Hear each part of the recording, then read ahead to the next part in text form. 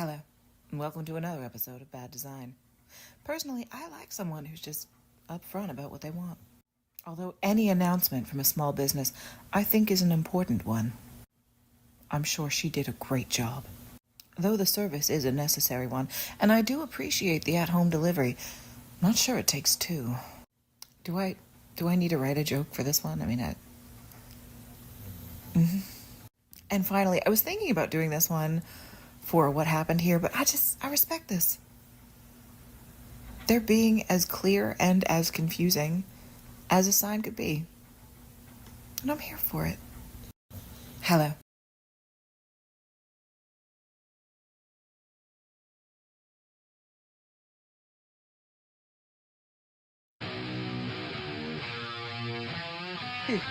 Two, one, get it!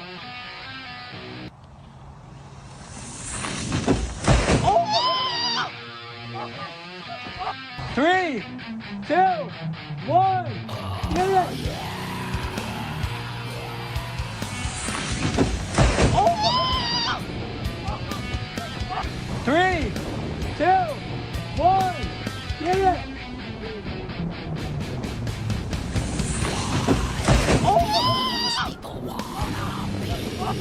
Three, two, one, get it!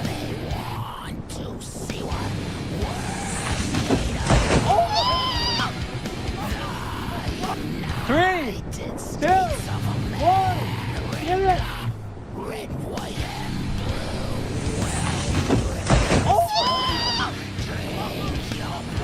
3, 2, 1, get it!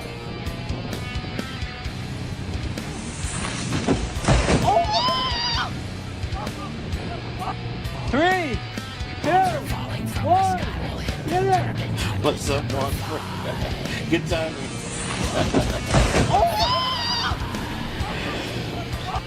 3, 2, 1, All get right, it! welcome in, everybody. How you doing? I appreciate it, everybody. Thank you. This sponsor. Glad you're all here. 3, 2, yeah, I'm one, gonna start with this. I wasn't gonna start with it, but just in case you were wondering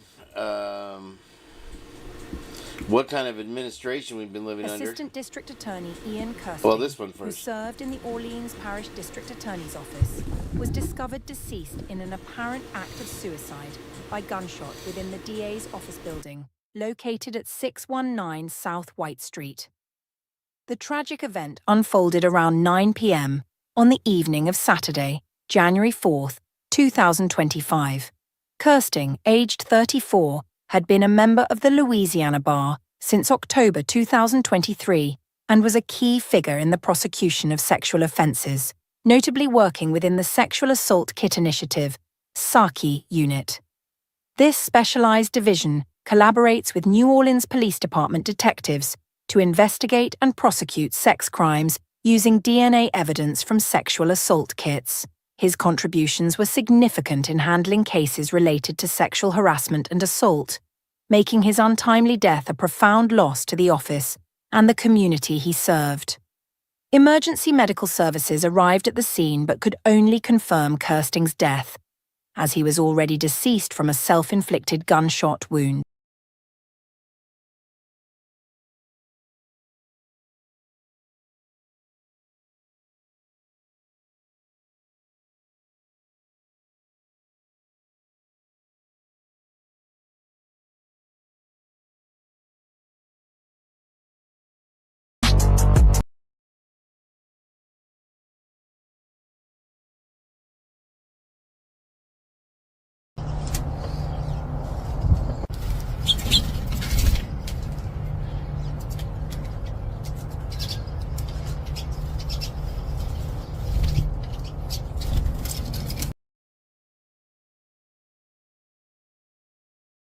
Unmuted, sorry.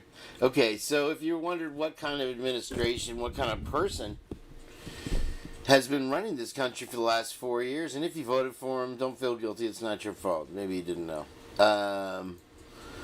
But Biden, this guy, he forgets everything else, but he remembered to make a plea deal with three of them, three of the 9/11 terrorists. Let's listen in. As soon as we can here. 12 seconds. So they won't get the DP. Suspects responsible for the 9/11 attacks. Those plea deals would have them plead guilty in exchange for being spared the possibility of the death penalty. Here to discuss is president of 9/11 Justice, whose father died on 9/11, Brett Eagleson. Brett, thank you for joining us. Just real quick, so your father, Bruce, was killed in the trade centers on 9/11 when you were 15, as I recall? That's right. Yeah, thank you for having me this morning. It's good to see you. Now, on this story, it's kind of amazing. I would argue that the only reason that Secretary Austin decided to rescind this plea deal in the first place was because the administration got caught out on it, and you and others exposed them, and then they kind of ran around trying to undo it. Is that a fair assessment? That's right. It was a politically motivated decision to rescind it. Yeah. We think that they knew all along that there was no way to do it, but in the heat of the election, in the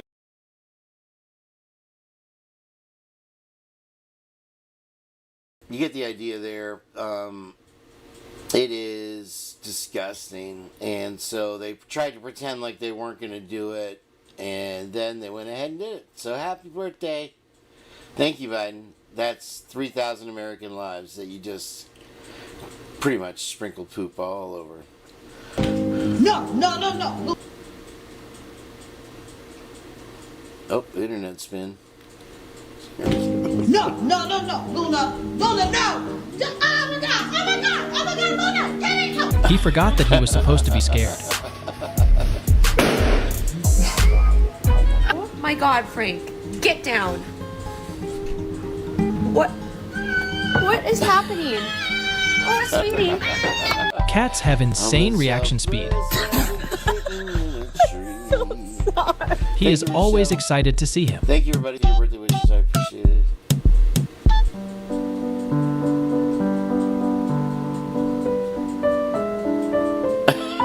Fought her own tail and still lost.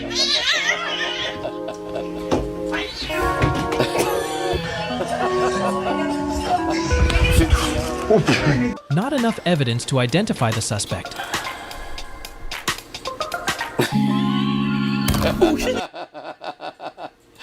That's what I was getting to on that. This is great.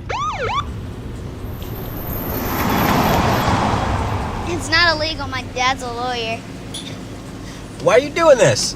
It's for the money, man. The money. There's not even any radar up there. They don't know that. Oh, man. That's classic. Stay in school, right? Oh, that kid is a genius. This is funny. Trying to make a face with their shadows. What, but wink? How is you? They were trying to make... Oh, man. We got so many. Hold on. All right, we're going to do this in pieces, 40 minutes. Heather, if you didn't catch her video What if you can today, pull endless clean water straight from the air? No water bills, ever. Sounds crazy, right? But it's real. I use a simple device that uses the... Is host of HLN's Real Life Nightmare, retired cold case investigator Paul Holes. Paul, great to see you. What do you make of this case so far, particularly what seems to be the scarcity of information, or at least lack of publicly released information? Do you think that maybe authorities know more than they're revealing? Well, there's no question that authorities know more than what they're revealing. But I think, as I'm watching this case and watch it unfold, I think authorities are still trying to figure out exactly what they're dealing with. Initially they came out and said, this appears to be a targeted attack. There's no concern to the rest of the public. But then since then, they've retracted that. And I believe as they investigate this case, they're starting to realize it's maybe more complicated than what they first thought. How so? Well, I believe what's happening is that you have 4 victims. victims. And this is obviously a huge case. It's very complicated. And when they went into this crime scene, they likely saw that maybe one or two of the victims had more violence inflicted on them. The offender spent more time with them. And they thought, okay, these were the intended targets and that the other victims in the house were secondary. So they focused their initial investigation thinking, okay, it's going to be something, a relationship, some sort of prior interaction that the offender had with those particular victims. However, when that didn't pan out, now I think what their understanding is that there's a possibility that the offender, the killer, is a complete stranger to these victims. And that the reason that they're seeing that some of the victims had more violence on them was due to the circumstances as the violence was being inflicted. The details we mentioned about the hours leading up to the murders, how crucial is the timeline? And maybe how far would you go back looking?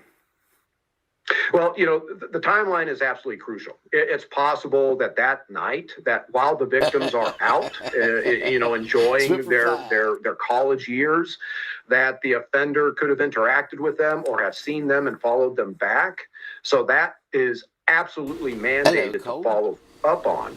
However, right now, they've only released information of the victims' timelines for that evening. And oftentimes, killers make the decision to kill within 72 hours, 3 days before the attack. To kill within 72 hours, 3 days before the attack. You know, because it just is such a, you know, it was just such a happy moment. Days before, I mean, hours, literally, I mean, 96 hours before this happened. You would never think when we're sitting there running around Spokane, looking at cars, that in 3 days, she bought that on the 10th. That in 3 days, she bought that on the 10th. People I have ever met. If she wanted to do something, she'd work for it. She was the kind of person that I look up to.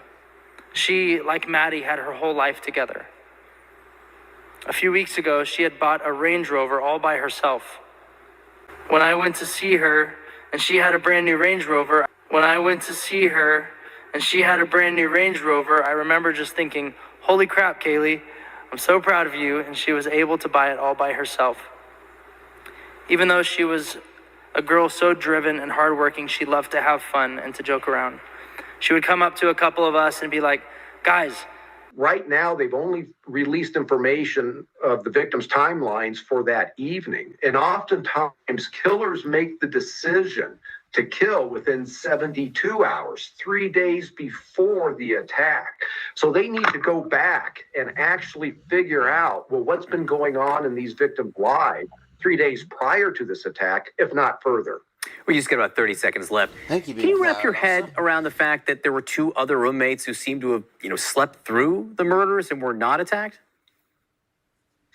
Well, you know, from afar, you have 6 people inside this house, 4 are killed. For me, it's where are these victims inside the house?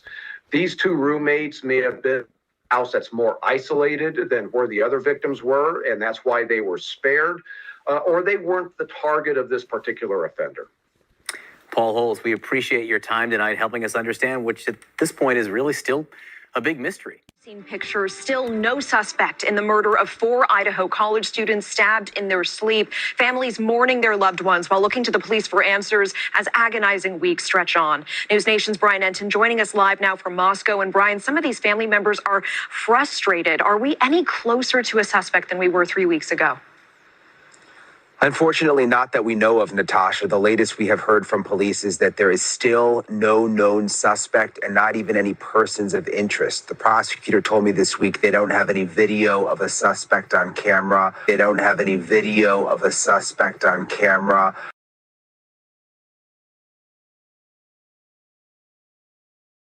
All right, let's hold it up there. We'll break it up into pieces. This video is so good, Heather. Really amazing.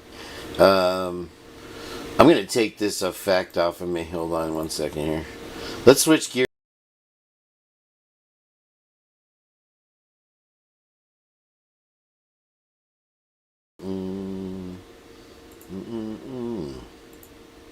Okay, there we go. And so let's take a look at Nothing Half-Assed. Hello, Nothing. How you doing? Nice to see you today, Nothing. As Dinky always says, I think you've taken Dinky's accent on today a little bit. Oh, now I lost it. I had it in the beginning there for a second.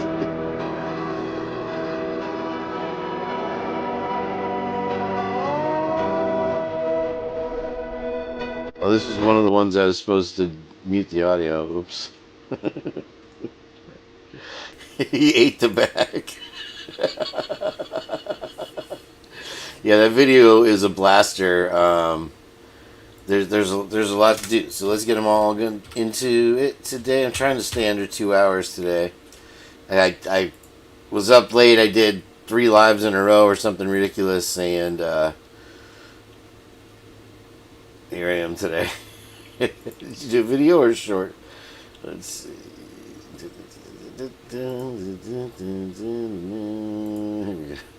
Okay. So, Kane, I hear it's your birthday. Happy birthday. I baked you a cake. Then we ate it. And so I made you some Did it fall on the floor first? I can't mail them. Aw. I don't think it's legal. So, what's in that cake? Just letting you know. Thinking of you on your birthday.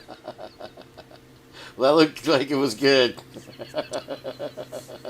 Happy birthday, King B. Thank you, Nothing. Hope it's a good one. Right on. She's a Easter egg in my thumbnail today. I don't know if you guys will be able to find it. All right, let's get us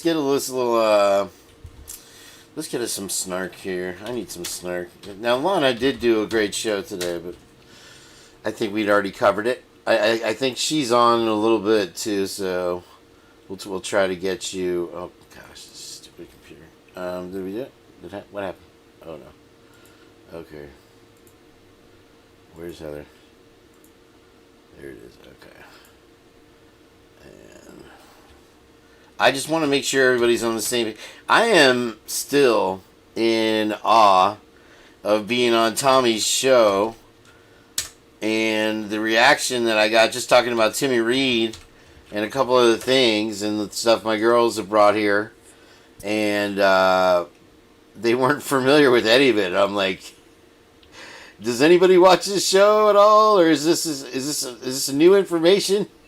I mean, I had to explain like literally the whole situation to him. I couldn't even get to half of my points, and Dynamite. That was somewhat depressing considering as many people that watch his show every week, and as you know, as hard as he works, to miss out on what we're doing here on the Purge is so lately I've been getting in my feed, and she does these videos like this one right here. They have so much stuff out for Valentine's at Walmart. And she does like shopping reviews and stuff like that, whatever. It's an amazing and trying to find deals for the ladies there. And one she opened up today with of all the Asians in the history. You're not going to believe what I found. I'm like, I can't believe it. Dickie's like, I'm not watching any of those videos. Of Asia. What would I have been like 300 years ago? I don't know. I feel like you guys have like 2 jobs. You're either like in the fields or a samurai. Yeah. You strike me as more of a field Asian. Shane Gillis has been cracking me up lately. All right, how did I get off track? Are any missed spots? What did you do to me? All right. We can do it, Kane. Welcome in. It's my birthday. I played the birthday song for y'all last night. I don't know who was here. I wrote my own birthday song, kind of from the twist on the Beatles. But anyway, to continue my point, they have been covering this, and they have done a very, very snarky job with these documents. That one's from 9 days ago. What am I missing here, Kane? This is she's pretty amazed at something. Let's check out what it is. Sorry, friends. Impromptu live yet again. We won't be here long. I have to go to work. From either himself or Lawrence Mowry, in order to show probable cause to obtain the warrant. So my questions are, how was any of this able to get past Megan Marshall when it's clear that what was submitted here is him swearing to someone else's affidavit, using it to submit to the magistrate, giving the appearance of probable cause, alleging he has an affidavit that would support the allegation of probable cause. And yet, when you scroll through what was submitted and what was returned, there is no affidavit from any officer submitted. So I don't know exactly how this was able to get past a magistrate. It would appear here that at some point they decided they were going to mislead the magistrate. That's just my opinion, my speculation. But when you submit a fraudulent document to the court and you use that fraudulent document to misrepresent the facts of your case and give the appearance of probable cause, that's a problem. Especially when you allege that you are attaching an affidavit and there is no affidavit to support anything you're saying. So I'm curious as to how this got past Megan Marshall when nothing here submitted by Payne or Jennings would reflect that they had any probable cause to obtain the trap and trace. Or am I wrong in the way I'm reading this? I'm going to come back over to chat. Sorry, I was in another screen. Let me get up here and say hello to anyone that I may have missed. Hi, Sarah. How you doing? Christina Bada. Hi, honey. How are you? So does everybody understand where I'm going with this and why I have questions? Because I'm confused as to how this even got past a magistrate. How did a judge allow this to get past them? That's my question. Hey, Friday. How you doing? So, maybe, if I'm not making sense, please tell me in my chat. But I feel like what the defense is getting at here is same thing I'm getting at. How did this even get past the court in the first place?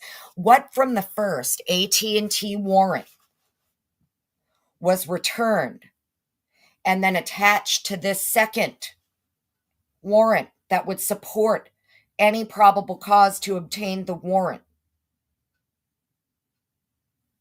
Because based on what Masseth is showing here, all of what you're seeing here, Exhibit A, B, and C, this is what was submitted to Megan Marshall by Payne and Jennings, and they attach the affidavit of Lawrence Mowry and assign it to Brett Payne. At Miss Spots, Viv was in somebody's, AR's chat last night. And I guess she hides herself from me, so I could only respond to the comments that he highlighted. And I did respond to many of them. I had a couple shots of whiskey last night, guys. I'll be honest, for my birthday. It was fun. Chilling over at Rockford's. It's chicken thighs, my favorite. I had chicken legs for dinner. Drumsticks. Snack update for you guys. This is... most people are asking... Hi, Meanie Weenie, by the way. And what can you talk about, Mouse?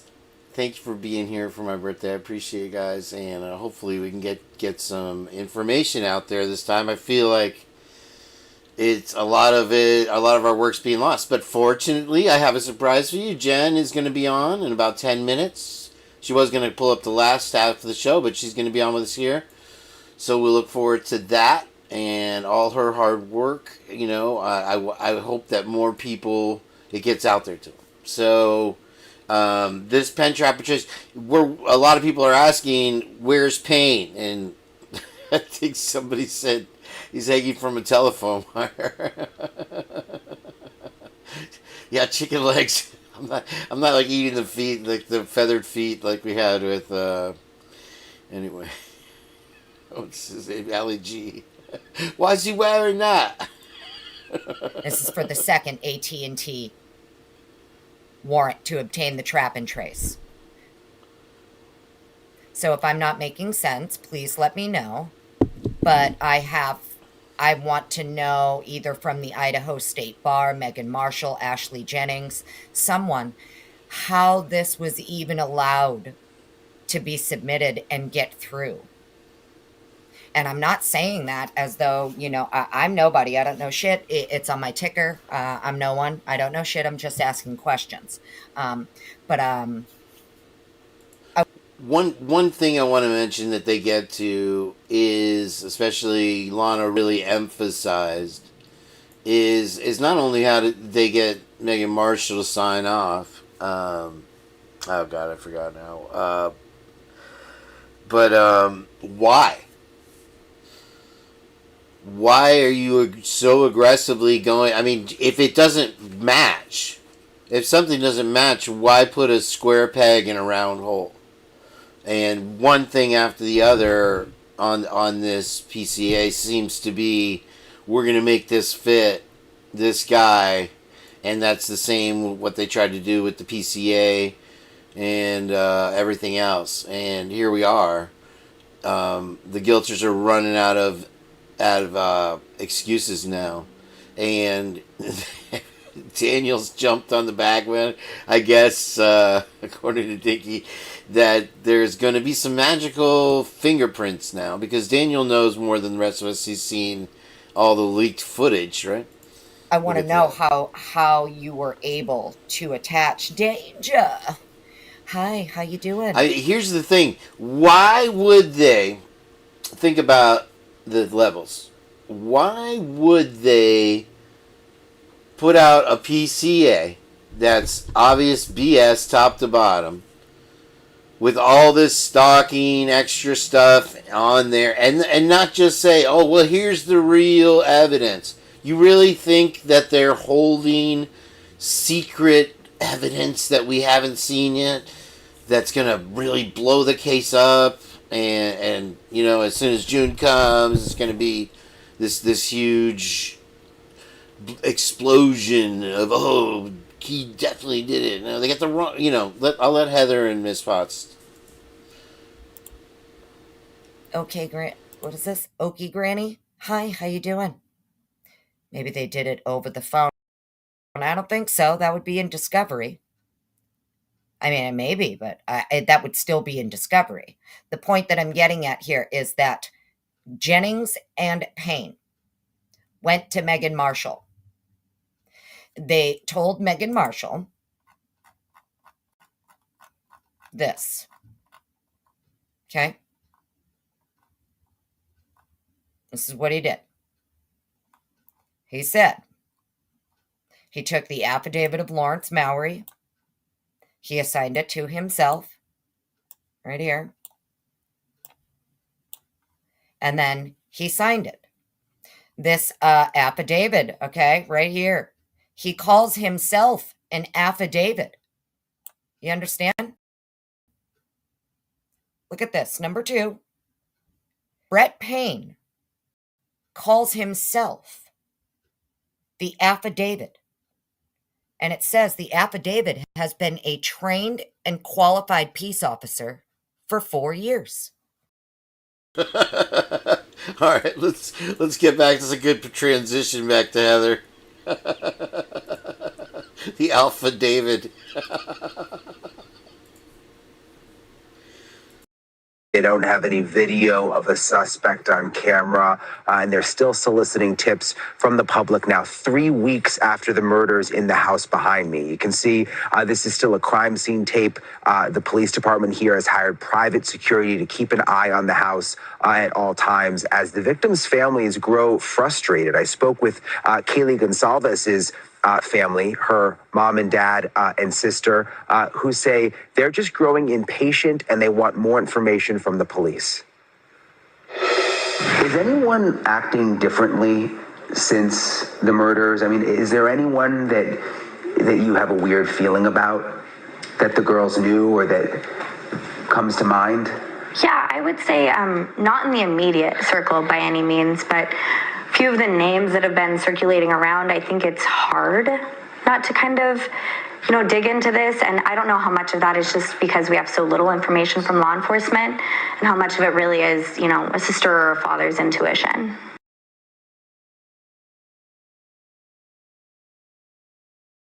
Can you elaborate at all? I don't know. You don't have to give a name, but I mean, is it someone that she knew or? I have something to say about that.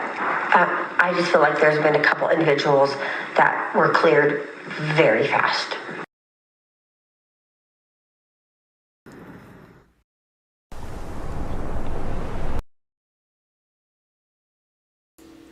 All right, with that big thing, let's do a little thing for Dynamite.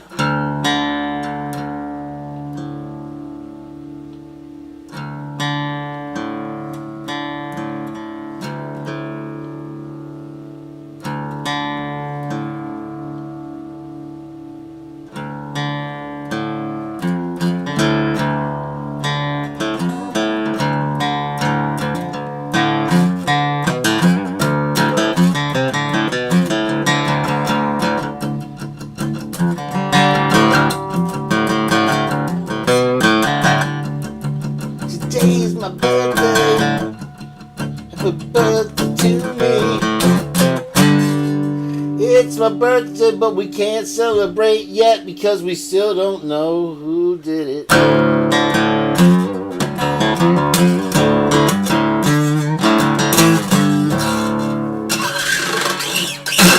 Yeah, so we got to think about that, guys. We gotta keep our party hats in the cupboard for a little while longer. This is not over. This is disgusting what they're doing. I don't know. I wish I could say that it's just Idaho, that it's only them and they're weird, but it's 100% the entire across the entire country. It's the MO is to get a suspect, take the pressure off, and we hear it over and over with. Especially, I noticed it last night. I mentioned it. Thank you, Kibo. The authorities will say they'll go into a house with a quadruple homicide and come out and say, "Oh, there's no threat to the public." This is another one of the narratives. It's just another part of the narrative. Notice, I think I have a look back at one in Idaho. They said the same thing. The one that happened recently with that family in, was it Rhode Island? And they say the same thing. How the hell in the heck do they know? Tell me that. Please tell me that. They're just kind of reassessing the house. They're going through it. They're looking for any potential additional evidence. They're collecting it. They'll take additional photos. I mean, they're kind of going over it. It's a large crime scene, and not that anything in particular was missed. However, it's always good to have another set of eyes go over things, especially of a crime of this magnitude. Now, we also confirmed today the FBI's Behavioral Analysis Unit is also assisting with the case. They do a variety of things, including crime analysis, create profiles of unknown offenders, offer investigative suggestions, and help with interview strategies. That right there begs the question, exactly how many tentacles did the FBI have in this homicide with the investigation? They had the behavioral analysis, the car expert, I'm sure some kind of DNA expert with the CODIS and all this stuff. And now they've completely backed away from the case, and it's a full-on Moscow rodeo. So let's go on. Now, ISP is also expecting an FBI command vehicle to arrive in Moscow to provide more workspace and additional resources for the investigation. Now, at this time, ISP says the roommates who were at the home during the attack but were not injured are in fact cooperating with investigators. And right now, they are not considered suspects or persons of interest, but ISP says they have not ruled anyone out. Tonight, Snell is insisting that no one has been cleared from this investigation. Reporting in Moscow, Amanda Rowley, Crime 2 News. Can you elaborate at all? I don't know. You don't have to give a name, but I mean, is it someone that she knew, or? I have something to say about that. I just feel like there's been a couple individuals that were cleared very fast. That maybe he shouldn't have been. And yeah. Share the strong alibi. Share the strong alibi. Just really fast. If you can dismiss. An hour later, and we're like, what? An hour later, and we're like, what? An hour later, and we're like, what? And I don't know. I don't know anything about those individuals. I just know they were people that, definitely should have been looked at, and I don't know what would prevent you from sharing somebody's alibi. Yeah, I think that's what we're struggling with. So it's like, we know what we know. We've, fought for Jack, Kaylee's boyfriend, and, we still stand that way. So I did just kind of want to clear that up while we're talking through this ambiguity that, that's not what we're honing in on here. We don't want to make more victims out of innocent people. Exactly. We definitely don't want to do that. And so what the family is talking about is there's been a number of.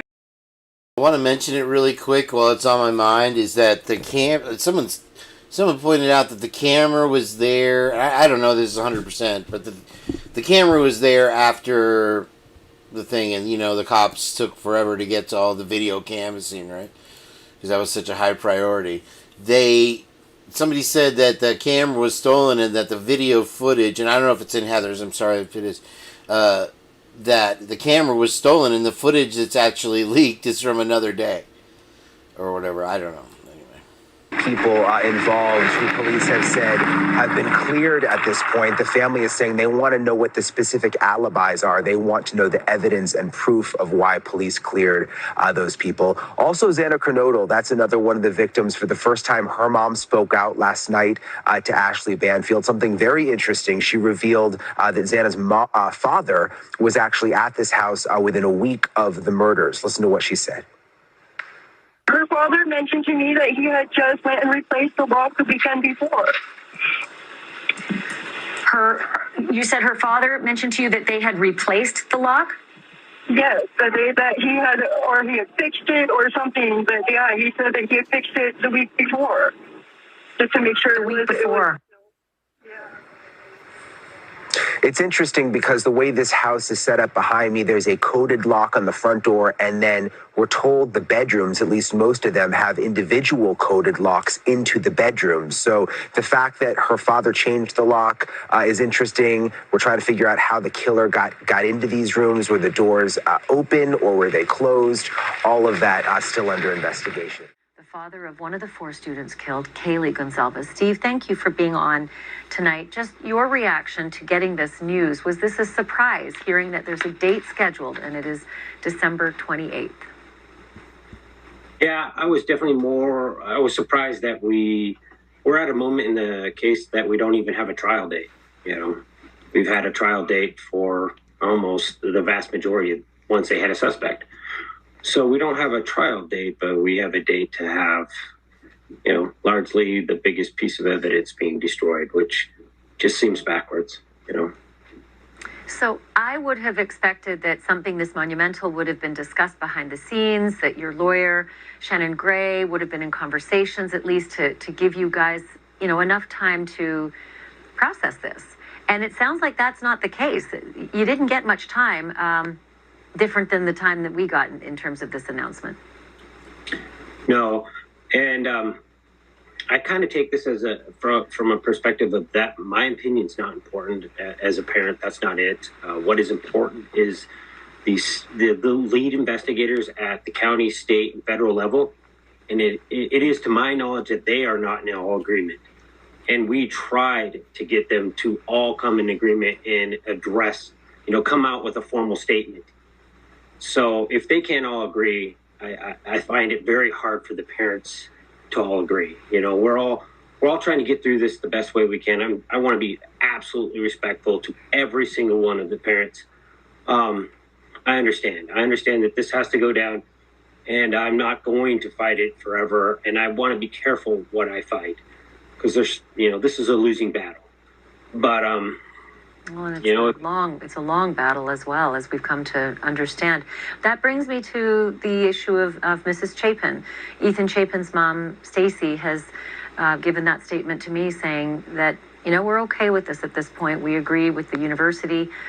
We think it's in the best interest of the kids who are there, including her 2 kids, and the community as a whole. What are your thoughts about that? See that guy? That used to be me. Overweight, tired all the time, flabby and unfulfilled. I totally respect it. I get it. At that point, what are you guys' thoughts on that? I have leaked footage. I've seen things that they may have not seen. I have leaked footage. I've seen things that they may have not seen. I know for a fact the path that this white salon, this car took. I know for a fact the path that this white salon, this car took. And people are going to wonder what he was doing when he parks in certain locations for extended amount of time. What was he looking at? I want to know what he was looking at. And I don't know how you can see what this man was looking at without the house being there. What windows was he peering into? Why did he pick that location to stop at?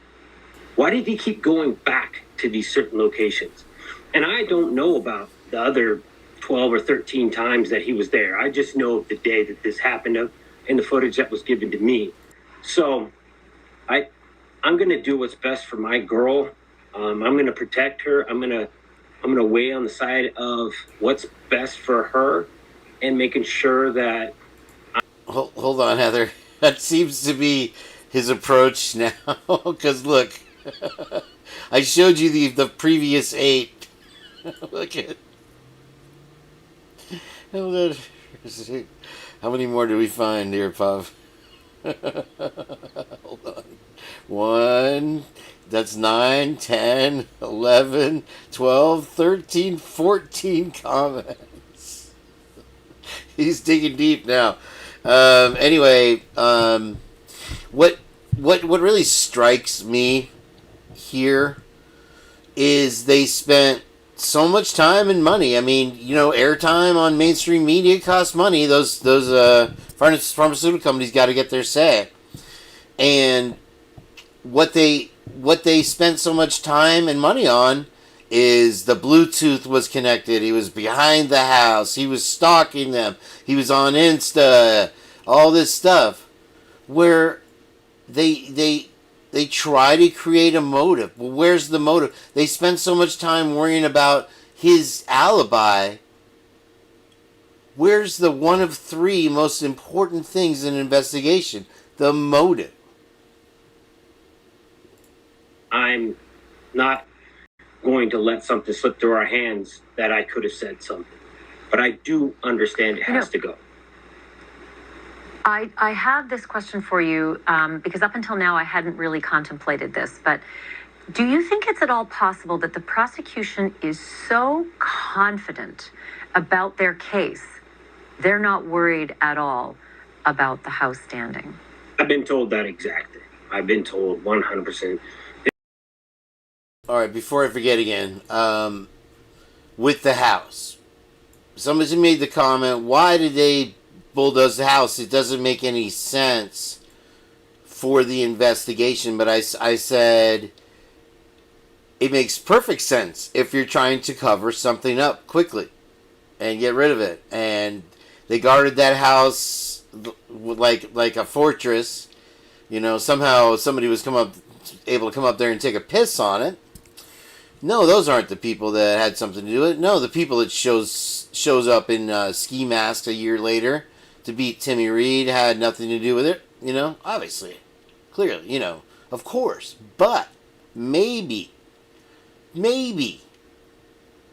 they're trying to cover something up by getting rid of that house. It did them no good financially at the time or now. It served no purpose for the case, and it was contested by the family. So they trampled. It's another example of how they care about the families. Just like at the Memorial Gardens dedication, they, you know, can't wait to get out of here. Absolutely, Jen. We've beat it into the ground, and whenever you're ready to come up, you can come on up, or you can chill and chat, whatever you like to do. We got Jen here today. The amount of stuff we have, Steve, relax. You know, you're a very aggressive a father. Relax, but it's not in my character to just sit back and just know that an opportunity isn't being seized upon. And I couldn't live with myself. I couldn't live with myself if later on, you know, something happened and a jury member said, you know what, it really came down to the fact that I couldn't see firsthand. They told us the ideal jury member was someone who had thousands of acres and had no time to watch TV. He was out on the farm. Well, I don't feel like that kind of guy is going to see the footage that I seen and not want to understand what was going on in the house. And a computer program is going to mean nothing to that farmer. Almost zero value in a computer model to a farmer like that.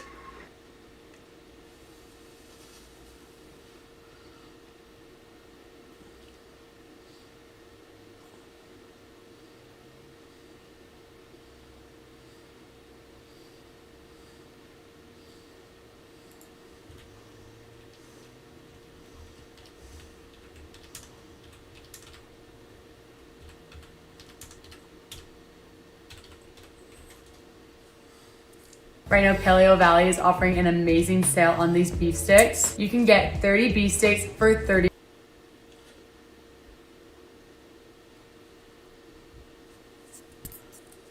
Are you referring to like victims advocates or people actually in the know of the case that they have such a solid case that you should rest easy? Because I've made myself vocal, people have reached out to me, and some of those people have just said that if what I know is accurate, Steve, there's a massive amount of information. This case will open up other investigators to know that there's a whole nother level of data being collected on people, and some of that will come out in this case. That one slide that you acknowledged was false. Let's see. Here, Thompson loses his mind right here. You have to admit. False. That Mr. Cooper allegedly stalked one of the victims. That's false. You know that to be false. Which one? That Mr. Cooper allegedly stalked one of the victims. Yes, I was trying not to say that because. But you knew that was false. I did. Yes. And so you have now, for anybody who had never heard that before, that question is now planted into them. Unqualified representation that Mr. Koberger stalked one of the witnesses, and that's false.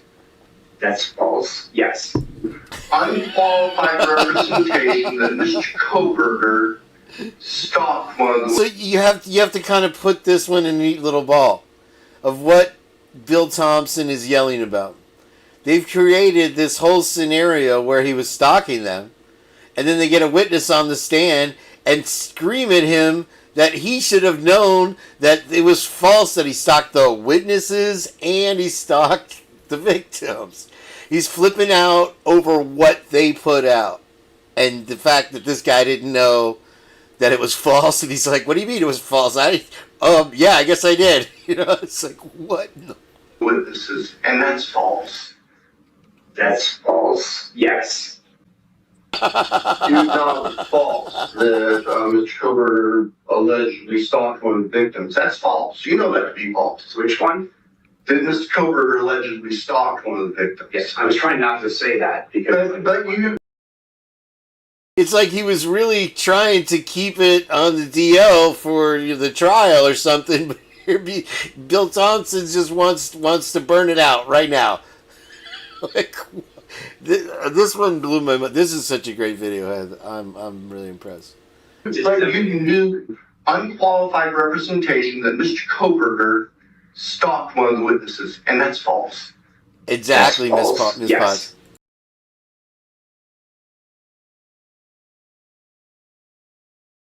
Kaylee Gonzalez's family, one of the victims, has hired a lawyer to sort of help them navigate this process. Talked to him today, and he told me that they had a meeting with police. They're trying to improve the communication. Listen to a little bit of what he told me earlier today. Have you or the family received any new updates on the investigation?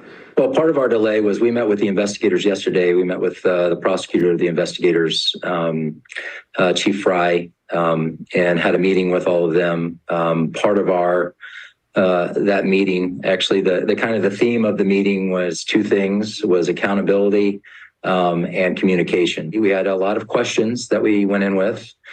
Most of them didn't get answered because they're keeping most of the information close to the vest. But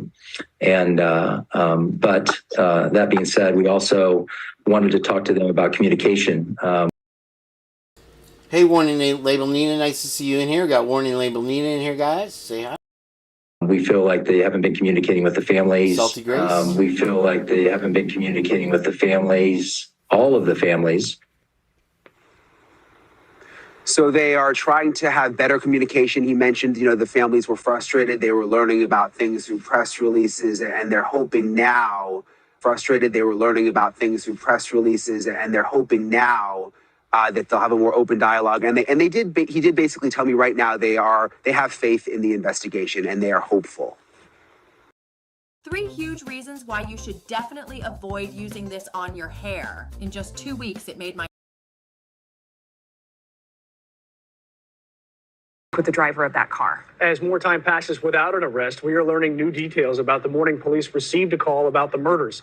Senior national correspondent Brian Enton is in Moscow, Idaho.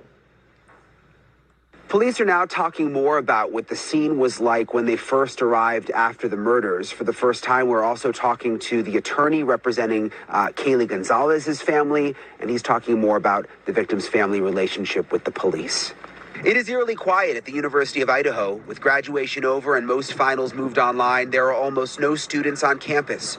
1 month after the brutal murder of 4 students, and their families are anxious for any information. Victim Kaylee Gonzalez's parents met with the investigators just yesterday, according to their attorney. Have you or the family received any new updates on the investigation? Well, part of our delay was we met with the investigators yesterday. The kind of the theme of the meeting was two things: was accountability and communication. Attorney Shannon Gray says the family wants a more consistent stream of information from police. He says most of their questions about the investigation have still gone unanswered, but they are hopeful police are doing the right things. New Tuesday, Moscow police released a video with new information about what happened soon after they got the initial call. I got called at home. It was on a Sunday afternoon, and it took... Why does that start off like a fairy tale? I got the call Sunday morning. I was sipping my coffee in my slippers, and I had to digest it. But I think who asked the question? Somebody asked the question about. Oh God, where would it go? I'll just keep answering. Took me a second. I really had to think about what I had just heard. Moscow Police Captain Roger Lanier says it was a somber scene when police arrived. It was incredibly hard for the community, but it was also really, really hard on our officers, some of whom were very young, and that was the first real major crime scene that they had encountered. So emotionally, it was a very, very draining day. Police maintain they have information they are not releasing, but they say they still have no suspect and continue to ask people with information on a white Hyundai Elantra seen near the... Let's rewind it back for Rochelle. That's a good point on house. The more contained. that they had encountered. So emotionally, it was a very, very draining day. Police maintain they have information they are not releasing, but they say they still have no suspect and continue to ask people with information on a white Hyundai Elantra seen near the house the morning of the murders to contact investigators. One question that I've been asked over and over again is why no reward? I mean, in other cases, we'll see a big reward. It makes people come out and talk. Yeah. Why no reward here? We've been so successful and really can thank the community and the public for all the tips they are providing us. A reward maybe is an option down the road, but I didn't get it when I watched it the first time. There's your punchline. Boom, boom. We've been so successful. We don't need your stinking badges.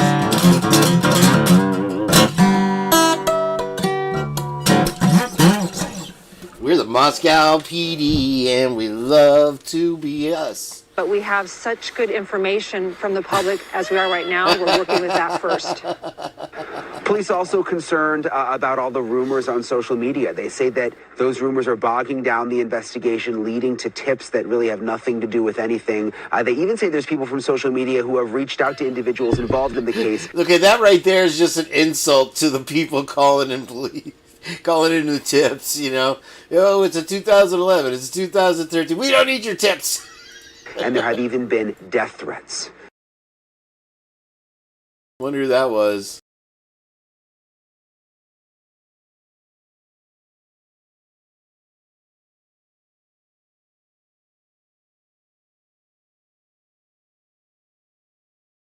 Just say if you haven't read these, I'll read them. I'm referring to the audio that sounds too close. Not the take one that dude made. The fake one that dude made. The one where you can't legit hear Xana and where you can legit hear Xana and people. I know someone has convinced you it's fake. Someone is effing with you. I don't know. Everyone wants BK to just go down for this, but I truly believe there are more. Moscow's police chief taking full ownership of a case with few clues and no named suspects so far. My command team oversees this. We have 94 years of experience between us. When did we start adding each other's years together? I mean, okay, combined with the 18 people in the police department, we have 1,000 years of experience. We're basically a wizard. We are Gandalf. We don't need your tips. And we're going to continue to work this case. Vowing not to give up after the lawyer for one of the victims' families criticized law enforcement on Today. I'm not sure they are capable of handling a quadruple murder. And maybe they should be getting more help, and maybe there should be some different lead investigators. Where did that stance go? He literally came out and more or less said they can't handle the truth, you know? And then all of a sudden, they're just 100% behind. So what changed? On the case. Police also say they know about a surveillance video that appears to be from the night of the murders. Why was this leaked? Police say they've identified the... That's another Heather angle. Do you know this is, I believe, on property of the Christ Church, this camera. So digest that for a minute. Adam named in the video, and that he's cooperating with detectives. Investigators have been searching for information about a white Hyundai Elantra that they say was close to the scene of the murders of the 4 college students last month. Students, the mystery continues here. Police trying to track down now a white Hyundai car like the one on the left that was spotted near the murder scene. And we're getting new information from the local coroner. Correspondent Alexis McAdams on the ground in Moscow, Idaho with the very latest today. Hi, Alexis. Hi, Martha. Yeah, the coroner here in Idaho tells me that investigators did put paper bags on the victims' hands inside of the home before they moved the bodies, which is critical to preserve DNA evidence. The hands, Martha, are so important in this investigation because if these victims were able to try and fight off the killer, they could have that killer's DNA, like their hair, skin, or blood. Or fingerprints. Let's call in a fingerprint expert. That's the comment of the week right there, Ms. Potts. I almost canceled you. Oops. Trying to pin your message. I think they flipped when the state guaranteed them Kaylee wouldn't be shed in a positive light. Okay, so it's not town versus gown, but it's Colder cover deleted the message. Anyway, it's your birthday too, Dan. You know, it's also Rockford's dad's birthday, and it's Cheryl's butler's birthday today. So a lot of January 6th birthdays. Anyway, all right, let's go on. I lost my thought. Underneath their fingernails, which is now being tested. Take a look here. This is the latest video that we've had on the ground here. You can see the layout of the crime scene. 1 month later, still no suspect, motive, or a murder weapon. The body's found hours. That's it. Yeah, thank you. Now I lost it again. Oh, it's pretty imperfect. It's pretty imperfect. Everything is, like Heather says, wrapped up like they are pretty imperfect, and then BK is the boogeyman. And there's a couple songs out that people have been sending me that are pretty cool. I haven't gotten the permission to play them yet, but I will as soon as, because they're really good. Anyway, check it out. Hours after investigators say Maddie and Kaylee were killed on the 3rd floor, Ethan and Xana on the 2nd. Thank you, Deborah and those Auckland. I 2 appreciate surviving it. roommates who say they were sleeping were found uninjured on the 1st floor.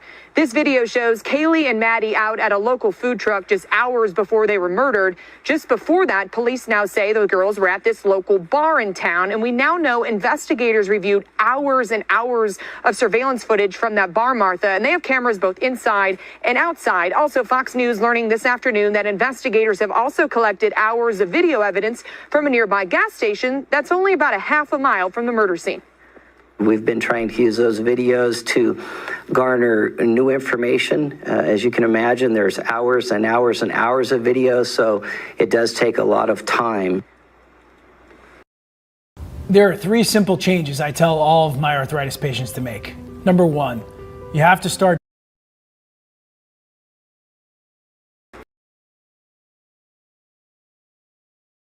Let's take just a short break, and let me see if I think it's right. Coming up here, an advert. Speaking of advertisements, well, let's play this real quick. Let me know if I get copyright.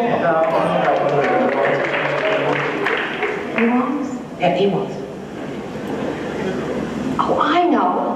You should report to Java the Hutt's Palace. It's full of unusual and wonderful things.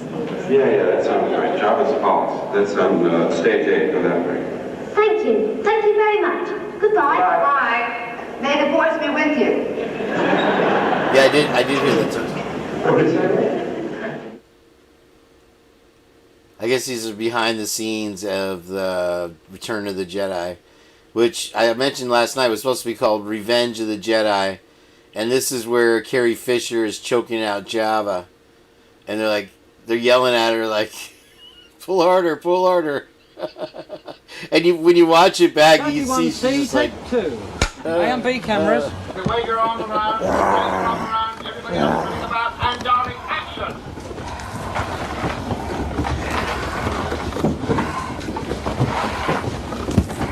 And arm up! Arm up! Wait, yay! Take 4. Pick up A&B cameras. It's shining all way. Forward. Tail, sofa, move it. Go. Sofa, come on. Sliding, guys. Pull. Tongue action. More tongue action. Tail, nice one. Mouth going. Darling, pull hard, darling. Jacket, saw it. And back with the sofa. Saw it. And he's dead. Dying, jump down, darling. Dead. Keep the tail, help. more tongue action. Yeah, calling in, Jen, sure. Let's see here.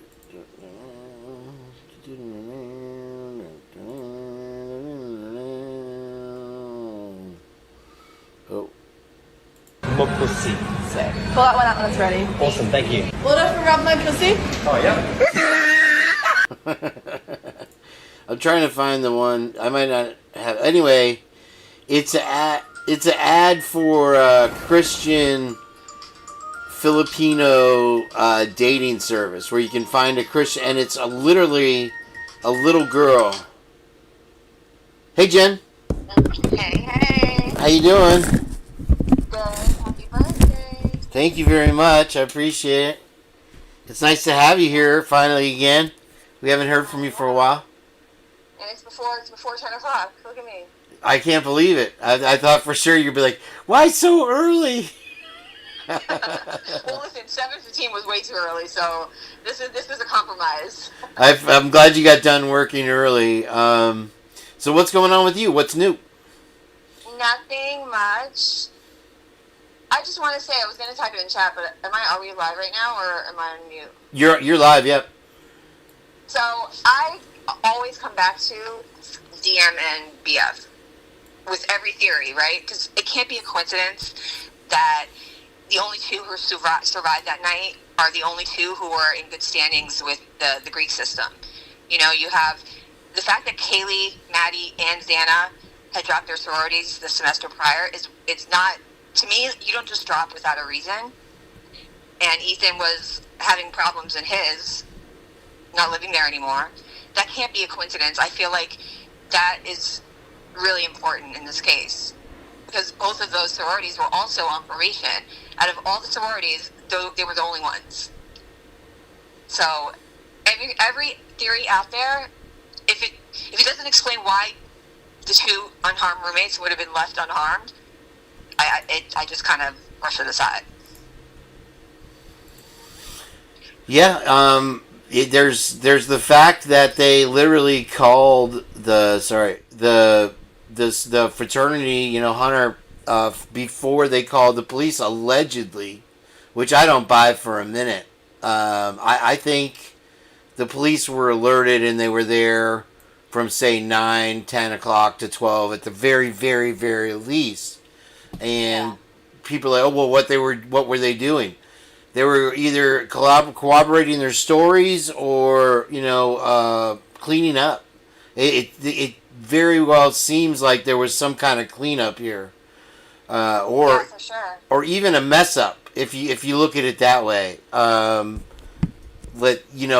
some people have suggested that possibly it happened at Shark Tank or one of the adjacent properties or something like that, and the bodies were taken there. But you have a crime scene that is the messiest. It's so messy that blood is literally seeping out of the foundation.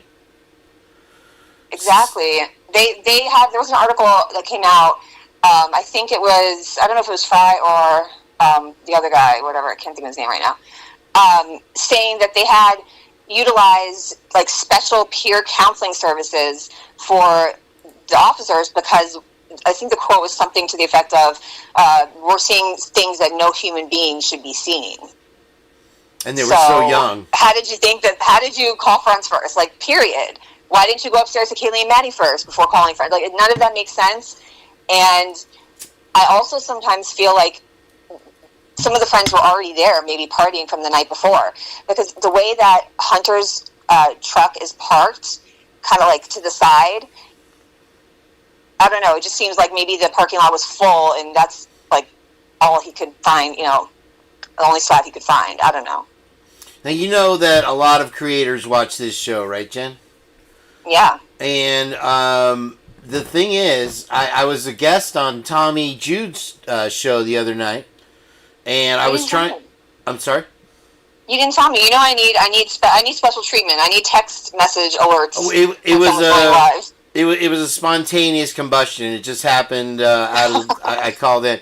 And anyway, I was going to try to make the whole case of the conclusions or the findings that we've come to with you, Miss Potts and Heather and Miss Peterson and everybody that's part of the team here. And I couldn't even get to that because I brought up Timmy Reed, and even Tommy himself had not even heard of the case. And there was 3 other creators. Timmy Reed? About really? Timmy Reed, yeah, and wow. I wanted to talk about Gressback, his lawyer, and the Vandal football program being this violent culture, but I couldn't even get to any of my points because I had to literally explain the news story from a year ago because somehow it zinged right by their heads. And I'm like, man, just And I tried to explain. I'm like, look, people look at my shows and they see 2, 3, 4, 5, 9 hour shows, but it's a process, right? That we've done here. Yeah. With the stuff that you brought in, we play it, we look at it, when we come to our conclusions, and we do entertaining stuff along the way. And it worries me a little bit that Dinky is getting nervous about being accused of being too entertaining, and so he started another channel. If you didn't hear, and he wants, I didn't hear. Yeah, he wants to have like a focused, serious channel, and then kind of the goof around channel, which that's great, But you have to remember, everybody here has a chain tied to their ankle, and every single one of you has tried to get away from this case. I know, at some point, and you can't. I'm too invested at this point. I'm an organized mess when it comes to this case, and if I was organized, I can't even. I would love to see myself organized, because the piles of notes and this and that I have, I keep finding things that I forget about. Yeah, it's like Willie said the other day when he was calling out a guilter. He's like, I've forgotten more about this case than you ever know. You come in a year ago and try to talk shit. I think he was talking about Pavarotti, It's like, yeah. And that's all. Chat, someone in chat said that Tommy did cover the Timmy Reed situation, but he was having an old guy moment. Oh, okay. That makes sense. That's I fine. do that too. I have to double check. Did I talk about this already? Did I upload a video on this? It's hard. There's so much in this case. It's like, I swear, this can't be like happenstance that all these possible perpetrators, all these possible motives, except one piece that won't fit, This has to be by design. Every it's single just crazy. one, yeah. No, I remember now. To be confusing. I remember now. Tommy did say, "Oh yeah. I do remember that. I guess they did do a show on it about the Timmy Reed, but it doesn't seem to be as an important linchpin to other creators as it is to me, because that's my soapbox right there. That tells you everything you need to know about the university, the police department, the athletic program, the fraternity, the Greek row, and they're wearing ski masks, coming with pipes to take some, literally to almost murdered somebody a year after the tragedy, wearing the ski masks that allegedly. So where's the mourning? Where's the sadness for these students? That's a horrific homage to this tragedy. So anyway, we've forgotten more than a lot of people. Did I just snort? Than most people even know about the case. We've been in over 2 years now.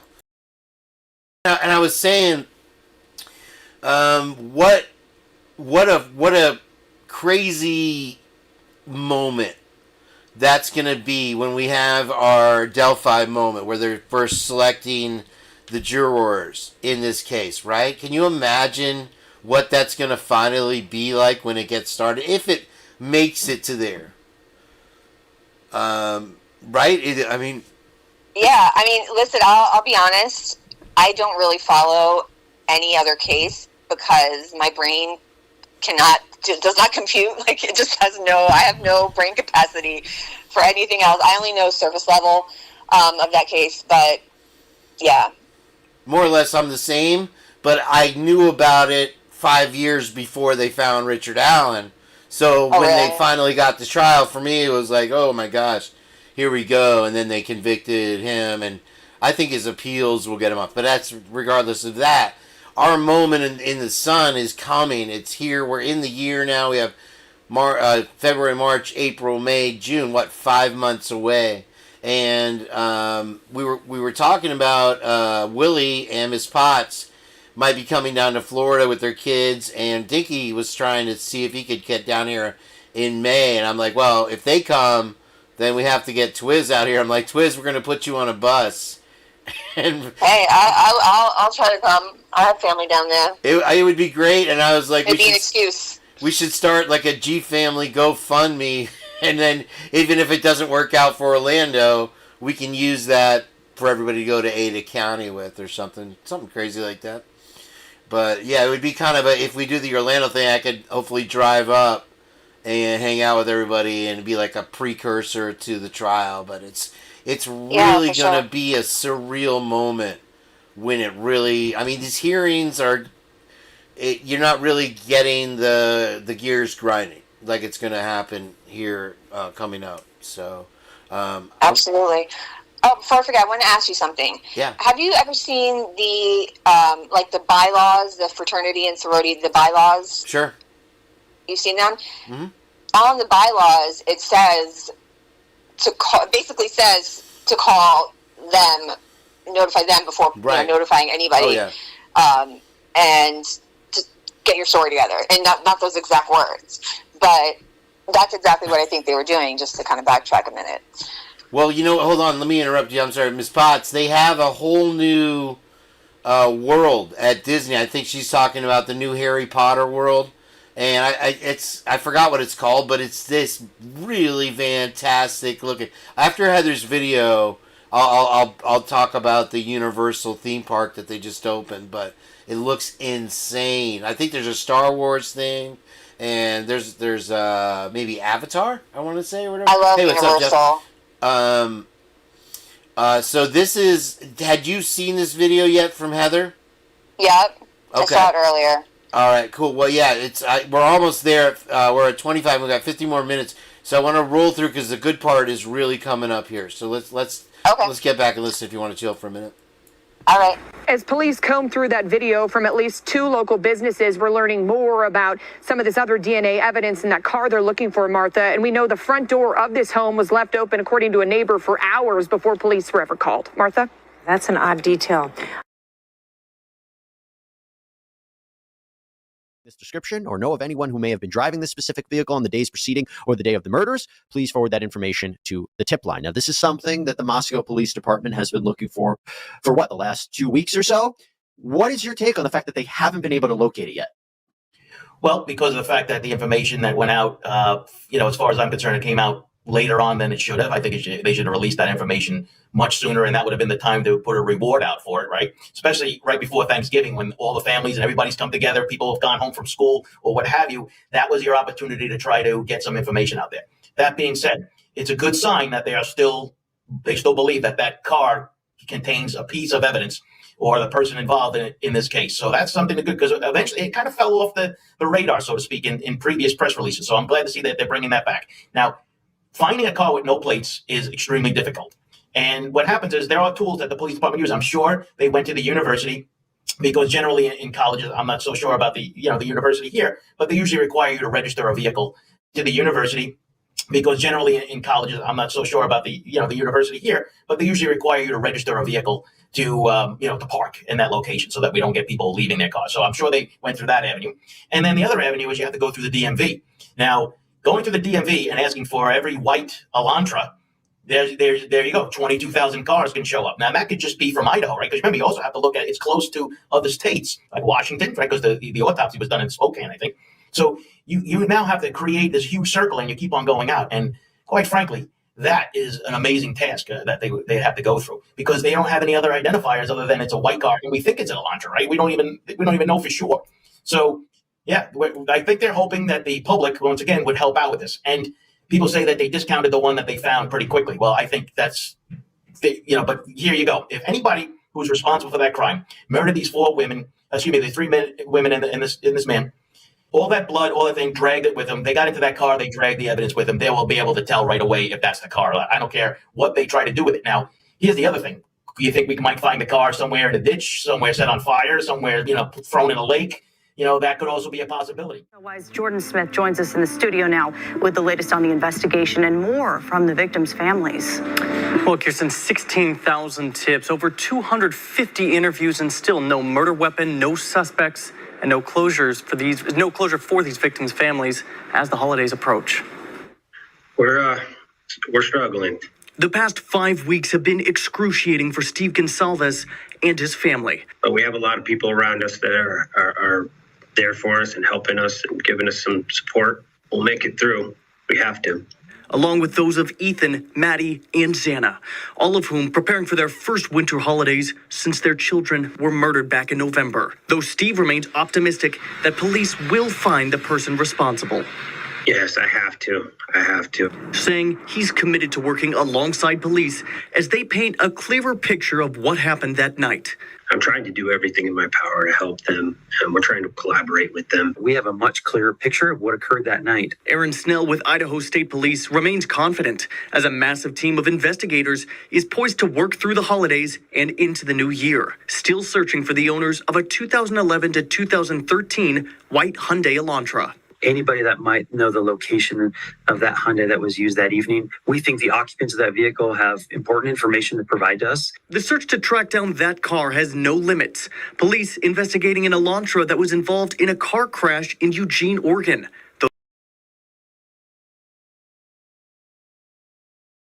Hey guys, we were talking behind the scenes here, me and Jen, and I was telling her that broccoli smells like a dead body. And so, but we started talking about, what were you saying about the autopsies, right? Okay, so I don't know if this is a dumb question. I don't know what I'm missing, but on the PCA, it mentions Ethan's autopsy, right? I think it says it says a report dated December 15th, maybe. Now, he was buried, I thought, November 21st. I might be wrong about these dates, give or take a day or two. How did they do an autopsy after he was buried is what I want to know. What am I missing? And although it does say a report dated, so maybe it's just the report that was dated that, but I don't think it takes that long to do a report because they had reports for the other victims, I think, 3 days later at the press conference. So what am I missing? Am I asking a dumb question? Well, going on my experience of watching the X-Files, the report for an autopsy is done as you do it. It's finished by the time you're done with the autopsy. And as far as submitting it and getting it stamped and sealed, I don't know. Why would you wait? Right. Wouldn't it be dated the day that they did it, not the day Absolutely. it was released? I don't know. And why was he the only one whose autopsy was even mentioned? You know what I'm saying? I don't know. Something about that just, I don't know what I'm missing. Well, you were talking about the phone call. Oh, so I saw a video of Shannon Gray doing an interview, and he was saying how, I think Heather, it was in one of Heather's videos too, about how the coroner had called one of Steve's other daughters, one of the minors, the ones that are under 18, and gave her gruesome details about Kaylee's injuries. And then at the meeting that they had with MPD in December to hold them accountable and all that, Shannon Gray was saying how the detectives and MPD didn't even know about that phone call. They didn't know that the coroner had called their daughter and told them the details of Kaylee. Yeah, it seems like in the very beginning, which is a point I've made 100 times, and you have too, that all the truth is all there in the pudding, right there in the beginning of the case with the mayor. Yeah, the mayor was the only honest one, honestly. Yeah, he literally came out and said, "Oh, it was a crime of passion." That was him, right? And then you have Mabbitt on a private phone call to the family. So you have to consider that she's going to be full of candor, trying to quell the family's... right, I don't think she did it maliciously. I think she did it thinking that it would be helpful in their grieving process. Absolutely. But there was she shouldn't have did it to gave it the info to the minor daughter. I mean, come on. Well, that's I'm sure it was probably on speakerphone or something like that. But it's like she was trying to answer their questions and ease their and give them a foothold to start with, and then right after those two things happened, they put the no dissemination order. Now, and you have to consider, I don't know if you saw it last week, we were talking about the post that Swamp Rose put up from the owner of the disaster disaster response. And he was saying that the employees that went in there had to sign a non-disclosure agreement. Wow. And that if this post is true, this Facebook post from the owner of Disaster Relief is true, he says that he literally said that they're lying. He said they're lying. And what, and so it makes me wonder, if, like, I've tried to get a hold of Tim Gressback and Nick Reed and Timmy Reed or whatever, and to get their, I want to share their story. I don't want their story to die. And yeah, for sure. I question the reason that they won't speak to me, whether it's out of fear or they think I'm some kind of shock jock or something like that. Yeah, because I'm sure that's probably why. And so I don't want to harass them about it, but I want them to know that I am on their team. And anyway, all right, let's get back into Heather's here. Though they quickly ruled out any association to this case. We have talked with the police department down there as well. We've talked with the owner, and we can pretty safely say that that vehicle and that person is not associated with our crimes. Gonsalves indicated that many Elantra owners are submitting their car's information to law enforcement during this investigation, though Aaron Snell did not confirm that. Pumpkin seeds, almonds, spinach, dark chocolate, avocados. These are baseline foods that need to be in your kitchen right now. And Aaron Snell says if you have any information about the car's whereabouts or any other tips in this case, send an email to the address on your screen, or you can call the investigations tip line at 208-883-71. We don't know. We don't know what happened to these 4 students at this Idaho college, but we do know they were brutally murdered. We just don't know how, we don't know by whom, and we still don't understand why. Now, there has been a development. The attorney for one of the victims' families, Kaylee Gonsalves, the family believes that she was specifically targeted, that she was dealt with differently by the murderer, that they believe that there's forensic evidence of that, and they want answers. And they had a meeting with a list of questions. And what happened was very disturbing to them. Let's see how you feel about it. Right now, his attorney, Shannon Gray, represents the family. It's good to have you. Thanks for having us. So what was your overall take of what happened at the meeting with authorities? Well, we started the meeting. When we went in, we had the Latah County prosecutor was there. Chief Fry was there from the Moscow Police Department. The 2 lead investigators. One of the lead investigators is an Officer Payne. The other one was the Idaho State Police. The Latah County prosecutor was there. Chief Fry was there from the Moscow Police Department. The 2 lead investigators. One of the lead investigators is an Officer Payne. The other one was the Idaho State Police. And we went in with really a theme about accountability and communication. Part of it was the accountability aspect of it is asking a lot of hard questions about why they made the decisions they made regarding the investigation. And the communication aspect of it is really the poor communication that they've had with the families. Now, you know this, you're a pro. The obvious pushback is, hey, look, we're doing our best. We're totally overwhelmed. Everybody makes mistakes. We're going to tell you information when we have it. We don't have it. Why doesn't that cut the mustard with you on this?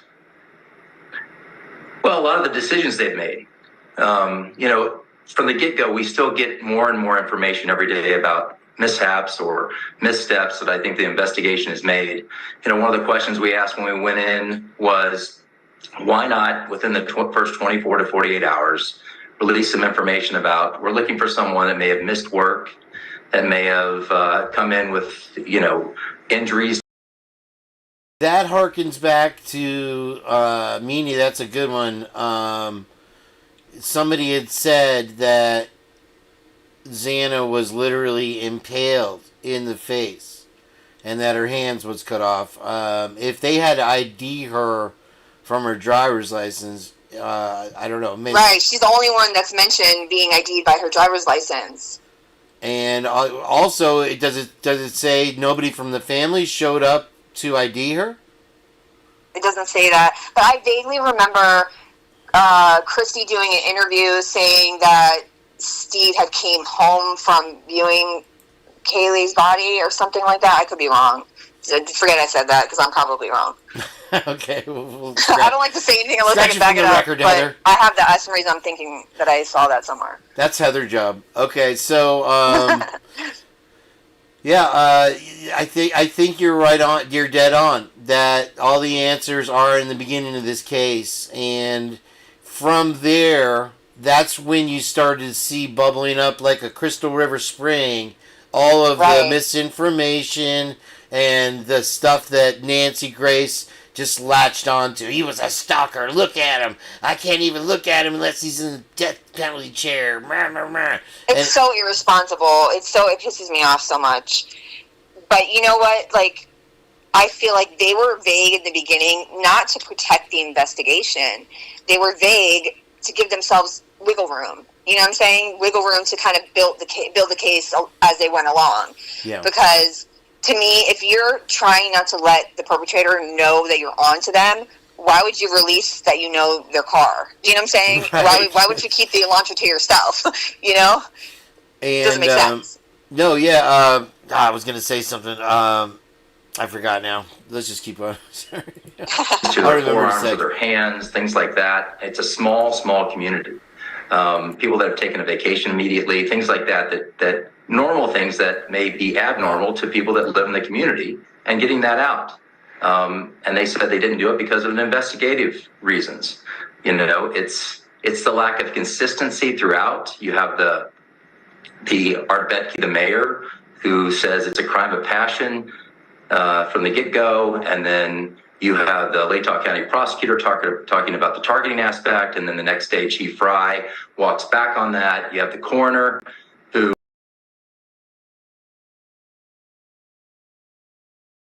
That's a good point, Jen, is that they don't hold the prosecution to the same standard that they do the defense. When the defense comes out with a motion, they find some technicality to shoot it down, like, it's too many pages. Right, I would be pissed. Like, why is there even, a situation where they can ask this question? Like, why are there still more questions? I want to know that there's nothing left to find out. Like, I would be hard on the prosecution if that was my child. Like, no, did you do this? Did you do that? Like, they make it more about winning, like us versus them. Absolutely. It's adversarial, and it should not be that way. It should just be about the truth. Period. Well, you bring up the point that in the beginning they left it so vague, so many unanswered questions. Oh, we're going to answer your questions. They made it feel like we were going to get the answers as they got them.